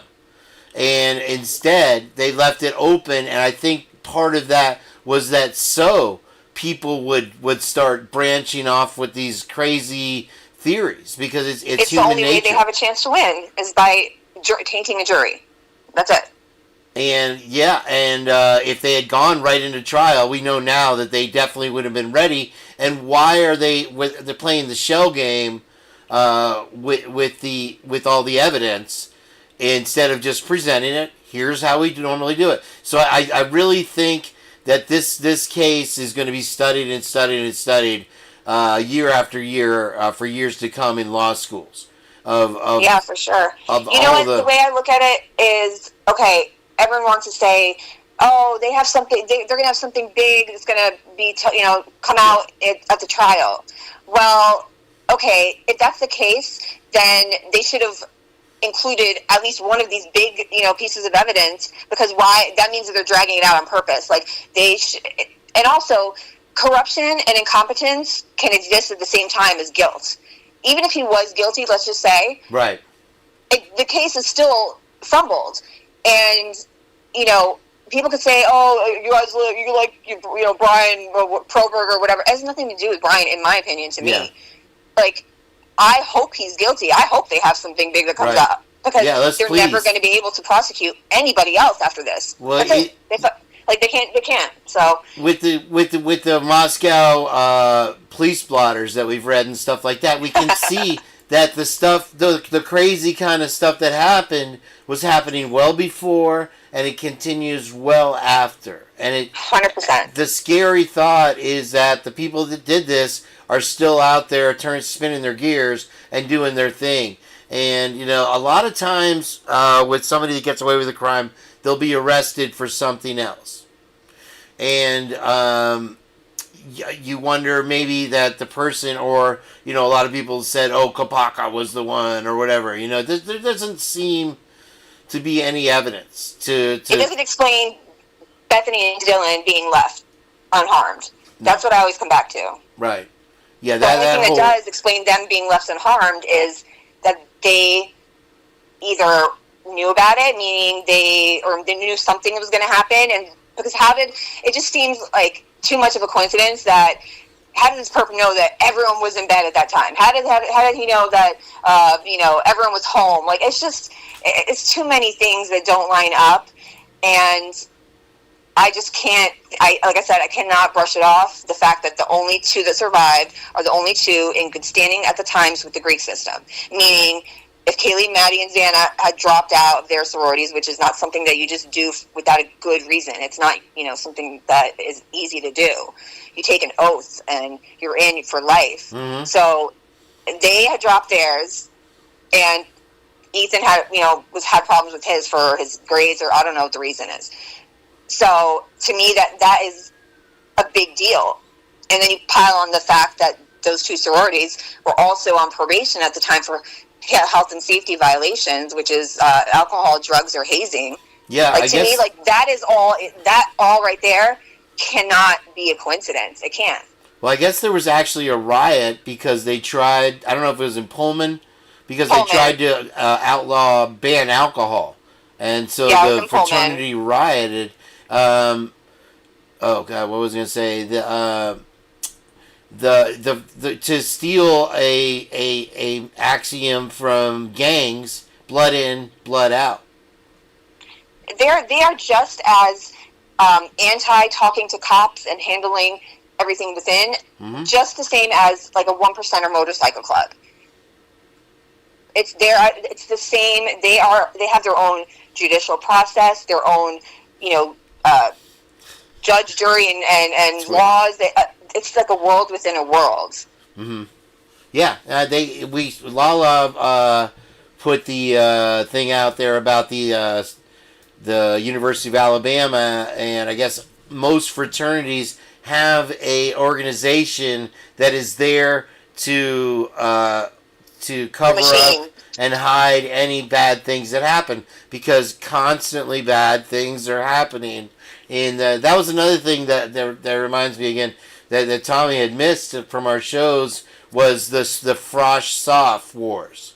And so I kind of went into the description of that. He had offered to have me on another show. So I hope we can do that and we can get the message out, and maybe you can come on with me and we can talk to him about that. Let me get to the end of this Heather video because we're running out of time. Everybody going to want to catch Lana's thing tonight. I certainly do. So let's finish up with Heather's here. Who is making all types giving out all types of information, making personal phone calls to the family.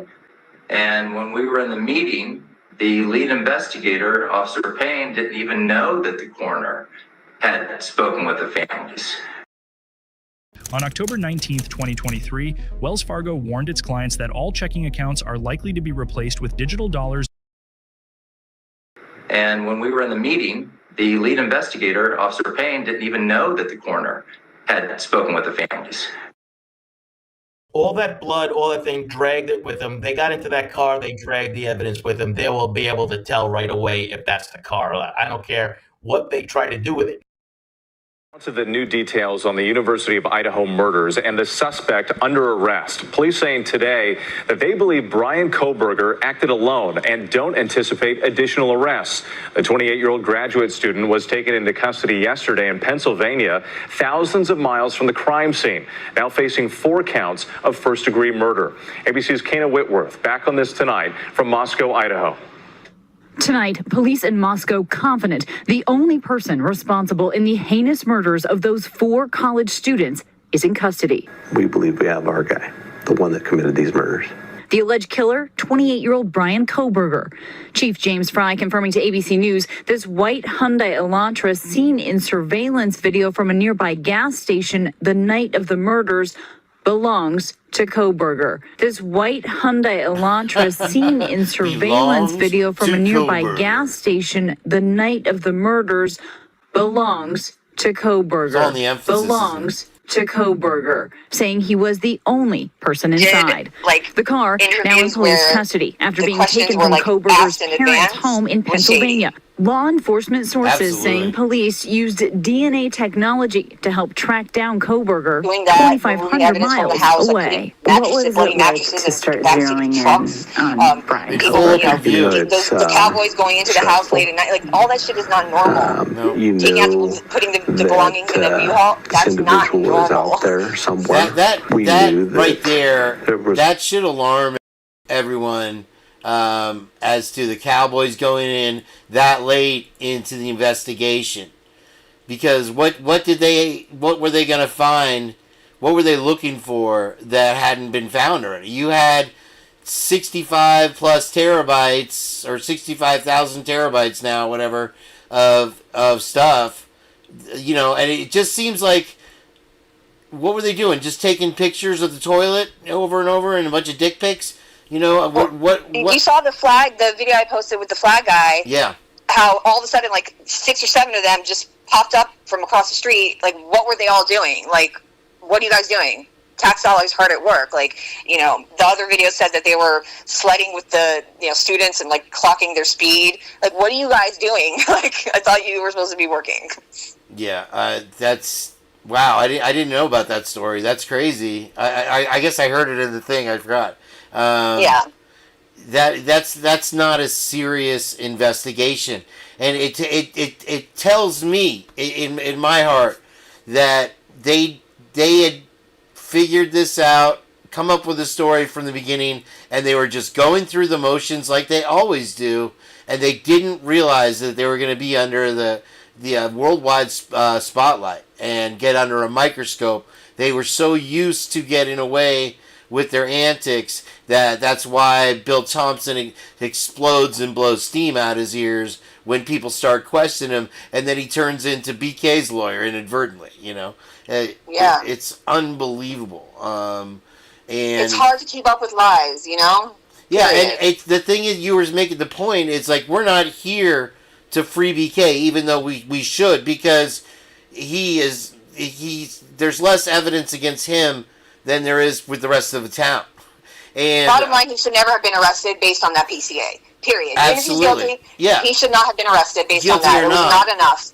And wasn't. Guilt and incompetence can both exist. And that you have for fuck's sakes, Fiziana saying that your every story you find is trying to tear down my town. Not a single person here is out to get your town. We coming in, we didn't even know about your town. We are just reporting. We're calling it as we see it. Okay? Right. And if that hurts your feelings, I'm sorry. That is the image that we see, and there's too much effed up stuff in that area for us to ignore it. And we're going to look at every single thing, because every single thing turns up to be a clue in one way or the other. There's feelings. 4 people were killed, and people forget that. If that was your child, would you really be okay with the way things are going? Like, I would, I would bet I'd be livid. 100% of people would not. Come on, absolutely not. And it's one thing to come out and say something incorrect by mistake and just misspeak or whatever, but then you should come out and correct yourself. It just does not make sense that they were so, even with the 911 call, they wouldn't release it, but why not just release the transcript then and bleep out the person's name who called? We're not going to hear their voice. Why is that such a big deal? That's what tells me that there was a cover-up protecting the school and the Greek system from day one. No way. They would never do that. Right, what's the harm of the transcript? That's all they do. You won't release that, but you'll release the Banfield body cam right across the street from come on. Yeah, they're willing to shit on a 5th-generation vandal who donates large amounts of money to the athletic program and just let his case go unresolved. It's disgusting. Yeah. And they hid it from us, even though we were up their butts. Somehow they hid that case for 2 months from us. It's just, that fact alone just blows my mind. Let me try to get through Heather's, play that. Just in case Lana comes up. There's going to be an arrest made in Pennsylvania. That's still even though we're here, it's stressful here. Koberger living just 10 miles from the crime scene in Pullman, Washington, where he had been working towards his PhD in criminology at Washington State. To find out it was our neighbor, it was like very horrific. Those who knew the alleged murderer left stunned by his arrest. It was just a shock. He was always nice to me, maybe not to other people. Now, authorities have not released any information on a possible motive or connection between Koberger and the victims. But Koberger's lawyer saying that he wishes to be quickly brought back here to Idaho so that he may be exonerated. Now, once he appears here in court, that official arrest affidavit will be unsealed, and we will learn a lot more about the prosecution's case against him. Will we? When is that going to happen? And we know the front door of this home was left open, according to a neighbor, for hours before police were ever called. Martha? That's an odd detail. Whenever Lana starts, is Jeff trying to say that there was a cleanup and that somebody bleached the drain hole? He's saying that he removed the shower curtain because he probably got DNA on the shower curtain. But That's their whole thing. He walked out. There would have been evidence of bleach then. Like, come on. Absolutely. There are things but there were usually chemicals that will hide DNA and blood, but they're usually traceable. You can find them. But, again, if they were just going through the motions of this whole thing, then they didn't need to find anything, we found 23 pieces of evidence. That's enough. We'll just put that out there, and then how does that turn into 65 terabytes the next day, Yeah, like, and look at it this way. You have all that, but you still have nothing solid, then that tells me everything I need to know. Right. Well, yeah, their actions speak louder than their words, for sure. Yeah. Oh, also, real quick before I forget, the fact that all the sorority and fraternity members had deleted everything on social media like a couple weeks prior and right the time of the murders, that tells me that those 8 hours were spent telling everybody, delete all this, do that, do this, do that. Cover your bases.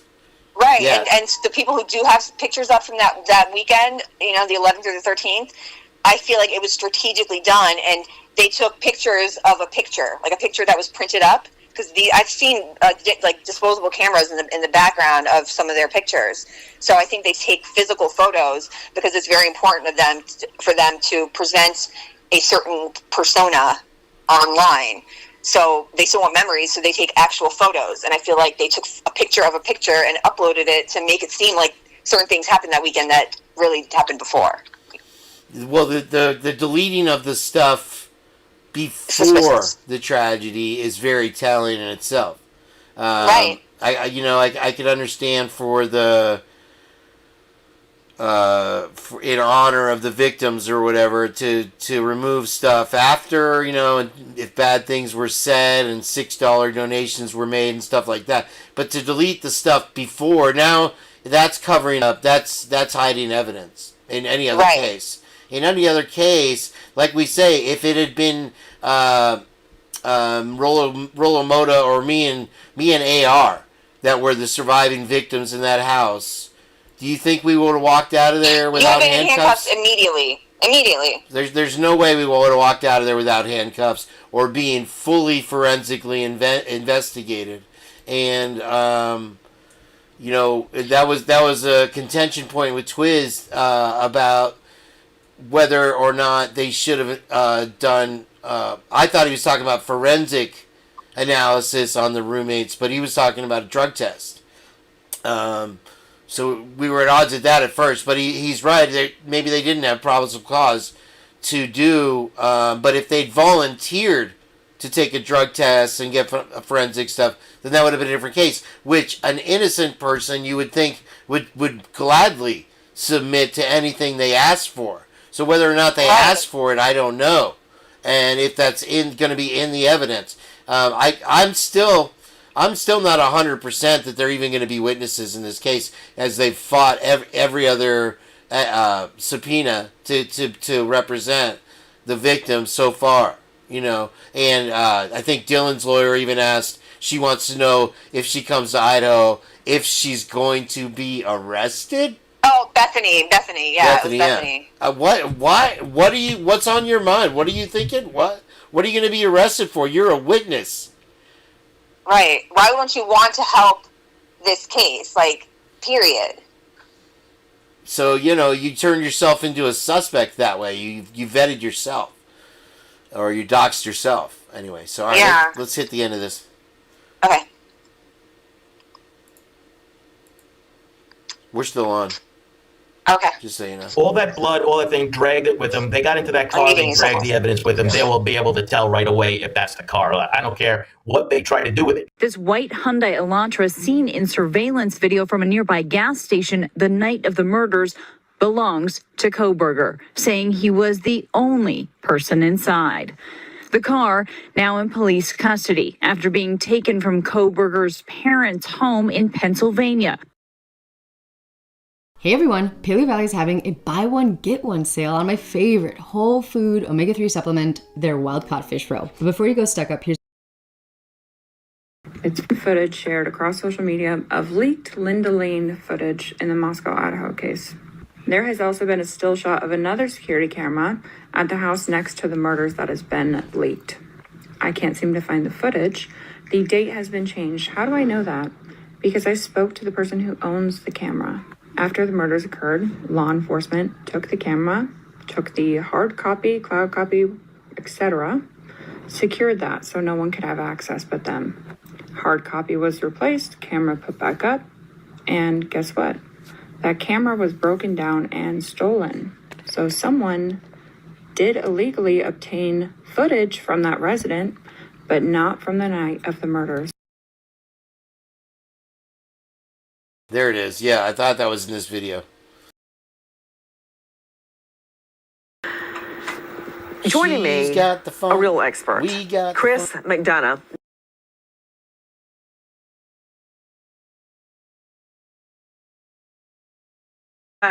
Does it ever end with Brian Kohberger? The prosecutor told me this week they don't have any video of a suspect on camera. This white Hyundai Elantra seen in surveillance video from a nearby gas station the night of the murders belongs to Kohberger. Does it ever end with Brian Kohberger?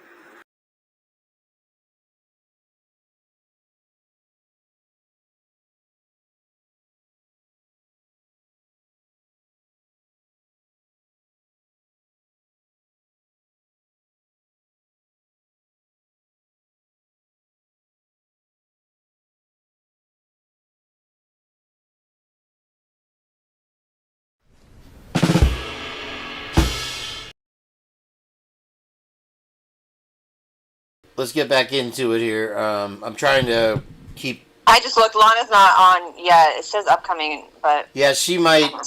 A lot of times she'll do a show early and then say I'm coming back, and then just kind of flake out and cancel. So yeah, it says 9 p.m. So I don't know. I am trying to keep it under 3 hours or whatever. We're at 2 right now, so I still have a lot of stuff to go through here. If you want to hang out for a minute. Yeah, I'm down. Cool. We played the Star Wars. Played that one. Oh, you know what? I was going to show you something. You want me to pull it up real quick? Yeah. What's got? It was just something that I hold on. Pullman did some study because they were having a lot of crime in certain areas, and they put up CCTV cameras and had people live monitoring them. And I just found it kind of interesting. It's not really, directly related, but those towns are so close. So I don't know if you want to look at it or not. Yeah, no, I will. Did you send in my email? You want to put? No, it I'm looking for it right now. Hold on. Hey, too fast. Thank you very much. That's awesome. I just wonder if they still have these cameras. Sorry, I didn't mean to cut you off. No, that's good. That's good. I was just thinking too fast for the membership. Hi, too fast. I went to Angel D of all people. She's so spoiled. We spoil Angel D in here. Thank you, Too Fast. Wow, again, awesome. There's something I can do. Oh, I can't. Sometimes it'll let you like it or whatever. Sudi Basic. All right. We've missed you, Sudi. I saw Sippin' On in another chat, and they wouldn't respond to me. I don't know if they're mad at me about something or whatever, but I have put a lot of stuff in here with Sippin' On in mind. Unfortunately, I haven't seen them in the chat recently, but anyway, that's besides the point. What is this? You wanna preface this a little bit? Oh, no, hold on. I'm going to put it in post. It's just a PDF. I just wonder if these cameras are still up and if they caught anything. Okay. You know? And then I guess we'll shut it down. Lana's going live now. Oh, she's on? Okay. Well, she's got her intro and all that stuff, so we'll look at your posted thing. A link. We'll look at your thing first here, and then we'll shut it down. That's probably good. More people can watch it now since it's only 2 hours or whatever. Hey, I know, right? I did a 9-hour Purge. one that I missed the other day. I was like, holy shit. Yeah, 9 hour. It was a crazy show. I planned on doing it just like a short hour show because Twiz is like, go live, Kane. I'm like, all right, I got a little show. I'll do it. And then it turned into 9 hours. It's like sometimes we get so wrapped up in this and the time just flies by. And I've been trying to play catch up with the sleep ever since. Okay, so what is this document, Jen? So there was some safety camera initiative, and they put up cameras and had they could view them from remotely, like live as it's happening. Mm-hmm. And I just thought it was interesting, and I wonder if their cameras are still up. That's what it says. Kind of a long document. All right. Where did they put this on the campus or? Yeah, like all around the town. Well, that seems. You know how in England they have them, every place in the city is has cameras and they can watch the crimes as they're happening. So yeah, it's that's called real-time crime. Tried. Yeah, real-time crime centers, and that's going on across the country actually, and they're doing it very quietly, even though some of the things are being reported in the mainstream media, or as Glenn Beck called it the other day, the legacy media. And I think we finally made a decent dent. But you have to remember that there's so many people, especially boomers, I find, tend to not follow the news. And what news they get is going to be... TikTok. No, it's going to be from CNN or MSNBC. I mean, look at The View. That show still continues to persist and putting out bullshit after bullshit every day. And, then they're supporting this guy that's more or less pardoning 9/11 terrorists, Yeah, it's crazy. And they'll do it till the day they die for whatever reason. I can't stand it. Thank you, Leslie and Billy. I appreciate it. So if you look at the bottom of page, I think 7 and then 8, they ended up assigning through the criminology professor at the time, a student intern department to monitor those cameras. And I remember hearing a rumor early on that they still had them, and Brian had saw something he shouldn't have on those or something that related to the police department. What? Oh wow. Well, they have facial recognition. They also have gunshot technology where it'll move in the direction of the gunshot, like the camera. Okay, yeah, they have that right. I've heard about that too. Sure. Mm-hmm. Apparently, there's a thing in the satellite that even if you're playing guns or whatever, acting out something on a rooftop, there's a satellite that will detect that kind of movement and That's zero crazy. in. It's so nuts the stuff they have that they don't tell us. And this whole pen, trap, and trace thing is such an outdated technology. Even Cyre said that they have much more advanced, complicated systems in place that we don't know about. Because you got to figure anything that we hear about is at least a decade old. They've been using it for sure, and so yeah. What we don't know is probably beyond our imagination. Wow, that kind of just blew a piece of my mind. What's left of it out. With maybe Brian, because there's a lot of theories about why they went after Brian, that one really sounds like something I'd like to pursue more. Also, the fact that Chief Jenkins was, I believe, the one that interviewed Brian for that position with Pullman PD. He had retired, but then came back because of a scandal at WSU, and he became chief of WSU police at the time of the murders. So, to me, that's another interesting coincidence. Like, maybe he did see something, maybe he did get hired, and he saw something he shouldn't have, and that's why he was. Yeah, we have no access to their employment records. That's like HIPAA. You're never going to get into that. Right. Wow. Yeah, that's really crazy. Wow, good theory, But I feel Jen. like they would have just came out and said, no, he never got hired. But they were just like, we can't talk about it, Like, sometimes no answer is all the answer you need. Right, because especially with the levels of protection that they have for each other, especially over there in that small town, and the pressure that they are able to. You have to think about it. You say it, and the words don't have the impact of the actual situation. When you say they can put pressure on people, that there's forces that are going to put you out of business, they're going to destroy your family, going to destroy your life. That kind of pressure is a lot to speak out against. And the student code of conduct for UI is so vague and pretty much says that just going against university interests is a reason that they can revoke your degree. You could lose your housing, your scholarship money, your and this is after you've graduated. You could have graduated 20 years ago. What in the world?